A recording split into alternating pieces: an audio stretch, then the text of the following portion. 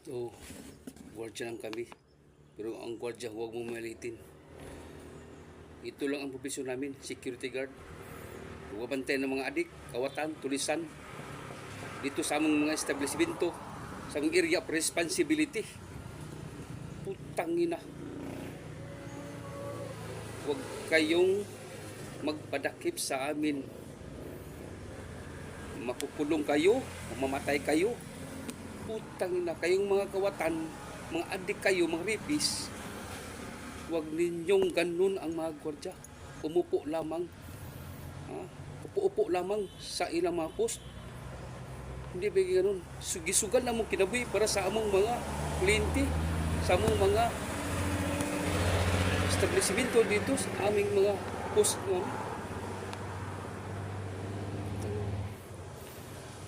Ayaw may nga mga kaon kami, mga gwardya, mga tapulan. Hindi kami mga tapulan ng mga gwardya. Putang ina. Kayo kung wala niyo ginagawa, ala, layo kayo. Wala kami pakialam sa inyo.